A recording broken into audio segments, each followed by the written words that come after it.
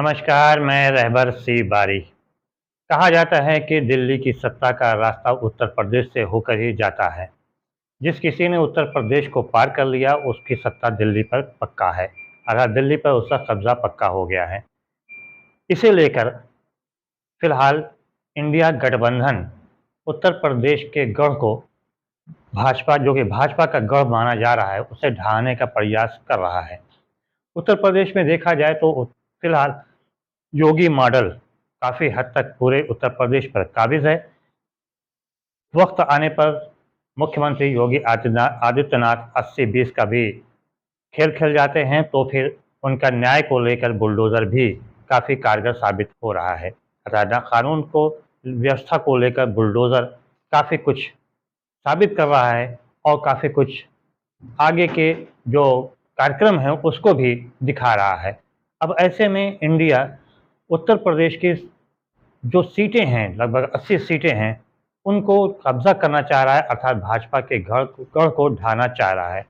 इसके लिए चारों तरफ से भाजपा को घेरने का प्रयास भी शुरू कर दिया गया है। सूत्रों की माने तो फिलहाल इंडिया उत्तर प्रदेश को की सत्ता को, जो कि मौजूदा समय में भाजपा की सत्ता है, उसको चारों तरफ से घेरने की कोशिश कर रही है और इसके लिए 4 धुरंधरों को उतारने का भी प्रयास किया जा रहा है। उम्मीद है कि जल्द ही ये चारों धुरंधर उत्तर प्रदेश में नज़र भी आएंगे।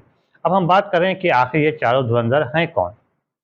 फिलहाल सबसे पहले शुरुआत करते हैं प्रधानमंत्री नरेंद्र मोदी के क्षेत्र की, यानी वाराणसी पे, जहां पर गुजरात से चलकर प्रधानमंत्री नरेंद्र मोदी वाराणसी पहुंचे और वहां पे उन्होंने जीत हासिल किया और प्रधानमंत्री की कुर्सी तक पहुंच गए।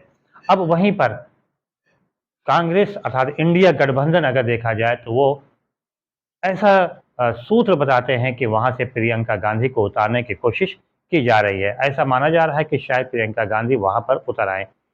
अगर देखा जाए वाराणसी के इतिहास को, तो आज़ादी के बाद से अब तक कांग्रेस वाराणसी में कोई बहुत अच्छा नहीं कर सकी है, क्योंकि कांग्रेस की जीत वहाँ पर हो नहीं सकी। वहाँ से जो अजय राय हैं, जो अक्सर लोकसभा चुनाव में वहाँ पे उन्होंने पिछली बार भी और उसके पहले वाले में भी प्रधानमंत्री नरेंद्र मोदी को टक्कर देने का प्रयास किया था, लेकिन सफलता नहीं मिली थी। उन्हें फिलहाल प्रदेश अध्यक्ष बनाया गया। बीते दिनों उनसे जब सवालात किए गए तो उन्होंने घूम फिरा कर आखिर में कहा कि अगर प्रियंका गांधी वाराणसी से चुनाव लड़ती तो उनको जीत दिलाने के लिए दिन रात एक कर दिया जाएगा। बहरहाल अगर प्रियंका गांधी वहाँ से आती हैं तो ये देखने लायक होगा कि प्रियंका गांधी किस प्रकार से चुनाव वहाँ से लड़ती हैं। फिलहाल पिछले लोकसभा चुनाव में अगर देखा जाए, प्रियंका गांधी ने काफ़ी हद तक महिलाओं के लिए, युवतियों के लिए आवाज़ बुलंद किया था। प्रियंका गांधी जीत तो नहीं दिला सकी थी, लेकिन उन्होंने एक अच्छा माहौल कांग्रेस के लिए उत्तर प्रदेश में तैयार कर दिया था, जो कि अभी भी वो माहौल तैयार है। दूसरी तरफ देखा जाए तो अमेठी से, जहाँ पे राहुल गांधी को पिछली बार हार का सामना करना पड़ा था, लेकिन इस बार से कुछ वहाँ की स्थिति अलग है, क्योंकि पिछली बार स्मृति ईरानी का लोहा था और सिलेंडर को लेकर अन्य कई मुद्दों को लेकर स्मृति ईरानी जिस प्रकार से मजबूती के साथ सामने वो आ रही थी, उसको देखते हुए वहाँ की जनता ने उनको जीत दिलाई थी। लगभग 55,000 वोट से स्मृति ईरानी को जीत हासिल हुई थी, लेकिन इस बार वहाँ की स्थिति कुछ अलग है, क्योंकि स्मृति ईरानी ने फिलहाल वहाँ के जो पत्रकारों से पंगा लिया। इसके अलावा जो विकास कार्य हैं फिलहाल जो होने चाहिए थे उनके रहते हुए वो हुए नहीं, और वहाँ पे फिलहाल गांधी परिवार का नाम तो है ही। ऐसे में राहुल गांधी अगर अमेठी से चुनाव लड़ते हो, जैसा कि आगामी दिनों में जो कार्यक्रम बन रहा है कांग्रेस की तरफ से, वो ये है कि भारत जोड़ो यात्रा, इसका ज़्यादातर हिस्सा जो है उत्तर प्रदेश में ही रहेगा। तो ऐसे में इसका सीधा असर तो बहरहाल अमेठी लोकसभा सीट पर तो पड़ने वाला ही है। तो एक तरफ हो गया वाराणसी से, जहाँ पे प्रियंका गांधी को उतारा जा सकता है इंडिया की तरफ से, तो दूसरी तरफ हो गया अमेठी से, जहाँ राहुल गांधी को उतारा जा सकता है। अब तीसरी चीज़ तरफ आइए।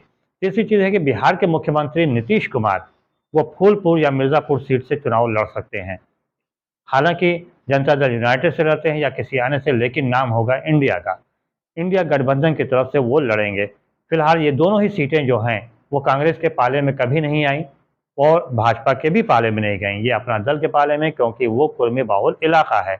ऐसे में वहाँ से अपना दल के ही वहाँ से जीतती हुई चली आ रही हैं। तो ऐसे में अगर नीतीश कुमार यहाँ से आते हैं तो उसका असर, सीधा असर पड़ेगा। अब आइए उत्तर प्रदेश में अगर देखा जाए तो मुसलमान के अलावा SC/ST यानी दलित और यादव, इन तीनों को मिला दिया जाए तो तीनों लगभग 40% ये इनकी आबादी है। यादव को माना जाता है कि पूरी तरह से वो अखिलेश यादव के साथ हैं और पिछली बार मुसलमान जो है वो भी अखिलेश यादव के साथ ही गया था। विधानसभा चुनाव की बात किया जाए तो मुसलमान जो कि लगभग 90% मुसलमान जो हैं वो समाजवादी पार्टी में गए थे। हालांकि ये अलग बात है कि अखिलेश यादव मुख्यमंत्री उत्तर प्रदेश के नहीं बन सके। बात की जाए दलित का इस वक्त कोई बड़ा नेता मौजूद नहीं, क्योंकि अगर बात की जाए मायावती की तो 2014 से उनकी सक्रियता काफ़ी कम हो गई है। ऐसे में दलित जो है एक बड़ा नेता चुनने की तैयारी में है और बड़े नेता की तलाश में है। अब इंडिया यानी गठबंधन में कांग्रेस वहाँ से उत्तर प्रदेश में लाना चाहती है राष्ट्रीय अध्यक्ष कांग्रेस के खड़गे को। अब अगर यहाँ पे खड़गे जी आते हैं तो वो दलित चेहरा होंगे और अगर वो यहाँ पे आते हैं और सक्रिय राजनीति में भागीदारी करते हैं तो खड़गे की तरफ दलित घूम सकता है। ऐसे क्योंकि दलित के पास फिलहाल कोई नेता है नहीं और पूर्व में अगर देखा जाए काशीराम से पहले तो ये दलित जो है वो कांग्रेस के साथ ही खड़े रहते थे।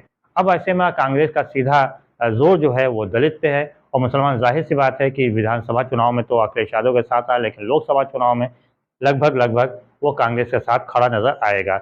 ऐसे में अगर यहाँ पे अखिलेश यादव इंडिया के साथ मिलकर लड़ते हैं, हालांकि मायावती उसमें इंडिया में नहीं है, तो ऐसे में यहाँ से जो 40% है इसके ऊपर काबिज हो सकता है। अगर ऐसा होता है तो फिर ये चारों यानी राष्ट्रीय अध्यक्ष कांग्रेस के मल्लिकार्जुन खड़गे, प्रियंका गांधी, राहुल गांधी और उसके साथ साथ नीतीश कुमार, ये चारों धुरंधर अगर मैदान में उतरते हैं और घेराबंदी करते हैं तो शायद कुछ हद तक भारतीय जनता पार्टी को हिला सके। हालांकि ऐसा होता नजर नहीं आ रहा है क्योंकि मुख्यमंत्री योगी आदित्यनाथ के पीछे RSS खड़ी है और योगी आदित्यनाथ का कहीं ना कहीं टकराव मोदी के साथ भी होता ही रहता है। ऐसे में मुख्यमंत्री योगी आदित्यनाथ राष्ट्रीय राजनीति में तेजी के साथ प्रवेश करते हुए भी नजर आ रहे हैं और जिस तरह से RSS का साथ योगी आदित्यनाथ को मिल रहा उसको देखते हुए ऐसा लगता है कि उत्तर प्रदेश से भारतीय जनता पार्टी की नींव कमज़ोर होती नज़र नहीं आ रही। इसके अलावा एक चीज़ और भी भारतीय जनता पार्टी के लिए काफ़ी कामगार साबित होने वाला, वो है जनवरी माह में राम मंदिर का शुभारंभ। एक जनवरी माह में शुभारंभ होना, उसमें 3-4 दिन तक लगातार विविध प्रकार के आयोजन होंगे, तो जाहिर है इसका असर हिंदुत्व वाले जो वोट हैं उनके ऊपर तो पड़ता ही नज़र आएगा। बहरहाल ये आने वाला समय बताएगा कि आखिर क्या होता है। फिलहाल ये 4 धुरंधर उत्तर प्रदेश की राजनीति में सक्रिय होने जा रहे हैं। खास बात यह है कि आने वाले दिनों में भारत जोड़ो यात्रा राहुल गांधी फिर से शुरू करने जा रहे हैं। वो यात्रा उत्तर प्रदेश के ज़्यादातर पूर्वी और पश्चिम हिस्से में ज़्यादातर समय तक रहेगी। ऐसे में साधने की कोशिश किया जाएगा और जिससे जो पिछली बार भारत जोड़ो यात्रा निकली तो उसमें काफ़ी हद तक सफलता राहुल गांधी को मिली, जिसका सीधा असर कर्नाटक में देखने को भी मिला था। बहरहाल आने वाला समय बताएगा कि कौन चीज़ कैसे होती है।